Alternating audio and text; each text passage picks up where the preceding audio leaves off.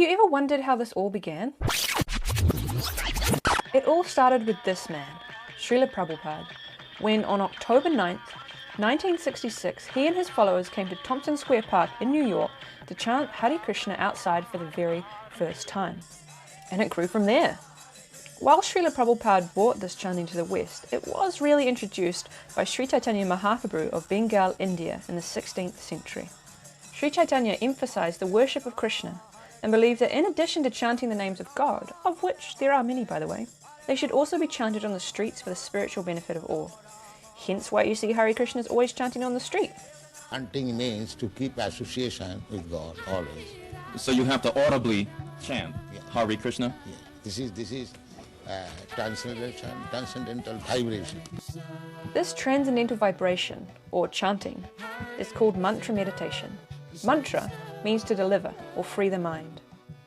The word Hare refers to the divine feminine potency of God. Krishna means the all-attractive one, and Rama is the reservoir of all pleasure. Hare Krishnas or Bhakti Yogis or Vaishnavas or devotees, these are all names for the same group of people chanting on the street. They believe that the sound vibration of the mantra has a direct impact on the soul, that it helps to spiritually awaken us like an alarm clock wakes us in the morning. Devotees believe that a person doesn't need to understand the language of the mantra.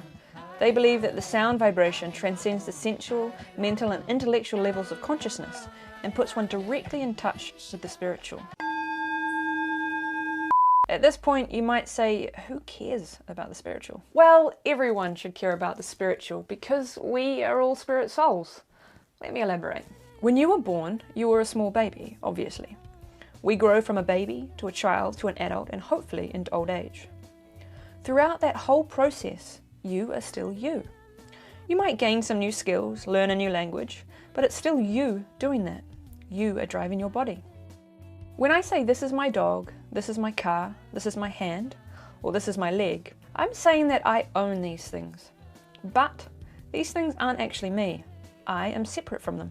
If you saw me lying dead in front of you, I would imagine you would cry. Well, I would hope that you'd cry and say something like, "She's gone!" But in reality, my body would be right there in front of you. So really, the part of me that makes me me has actually left. Now that part of us some call our consciousness, the self or the soul. It is beyond physical perception because it's spiritual. If you understand this basic concept, then spiritual things might seem a bit more important, right?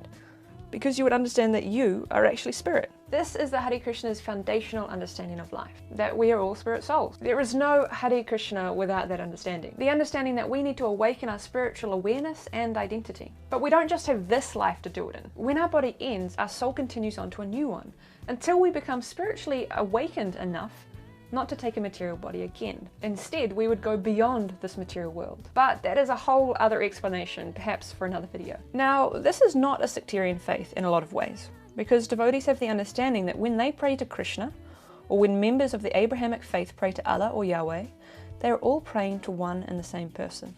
This is my mother, or my mum, as I call her. Now, her first name is Judith, but she goes by Linley, or Auntie Linley, or Sister, or Miss Hutton. She has a lot of labels, but is still my mum.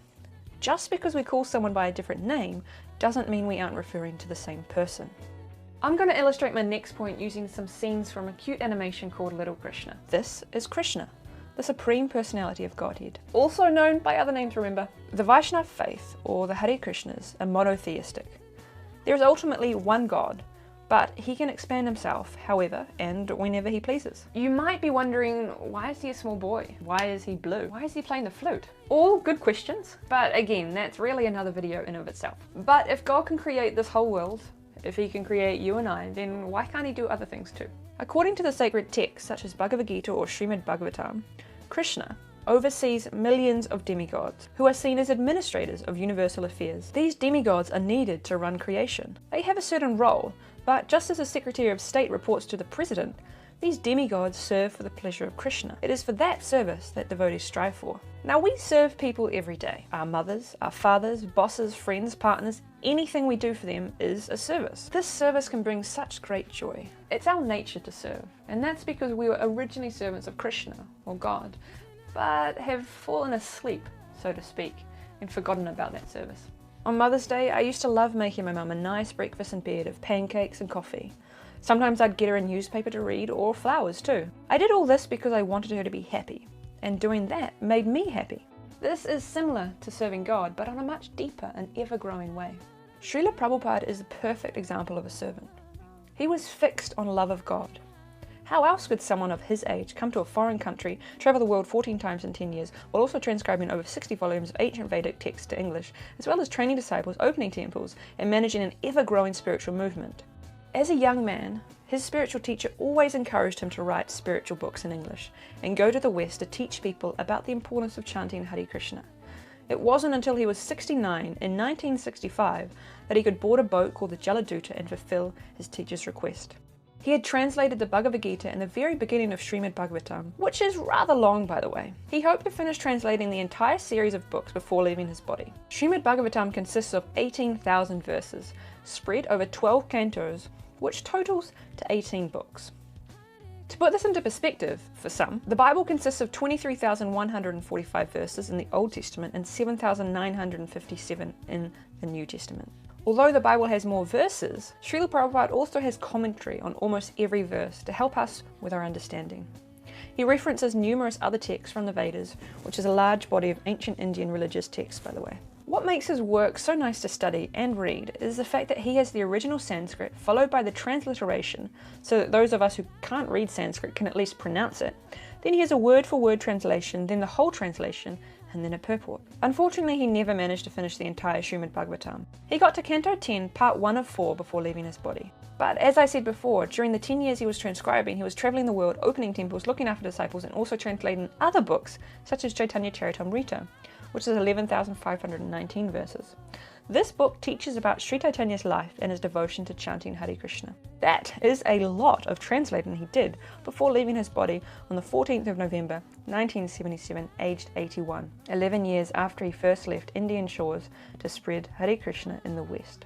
And he certainly left a legacy.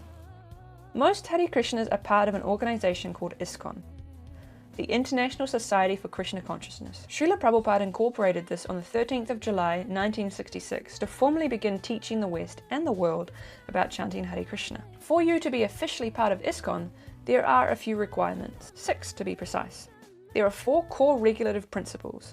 The first is no meat eating, including fish or eggs. The second, no illicit sex. The third, no intoxication, including tobacco, caffeine, and tea. And the fourth, no gambling. These principles are to help you stay focused on your spiritual practice, with your consciousness as clear as possible. I could go into details about those principles, but again, that's really a whole nother video in of itself.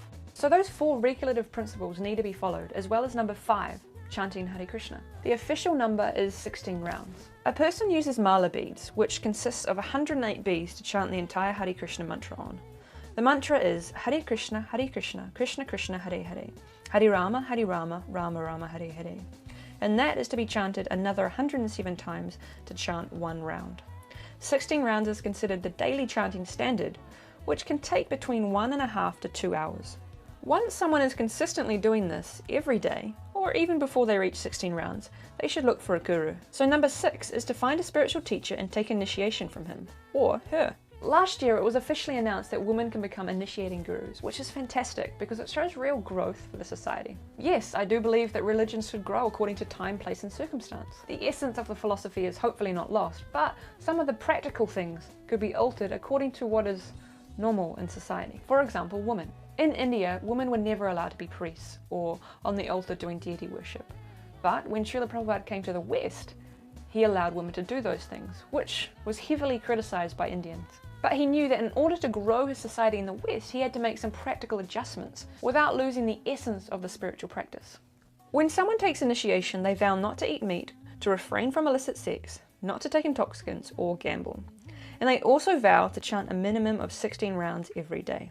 That makes a person an official ISKCON devotee, and they also receive a new Sanskrit name, like Lavanyakeli, which was my name, to remind you of your service to God.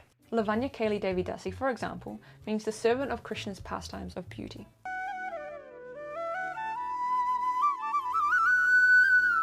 This is the religion that Srila Prabhupada brought to the West over 50 years ago, which stems from an ancient spiritual practice. And this video is the Hare Krishna movement in a nutshell, as much as I could. I hope you found it clear and informative, and thank you so much for watching.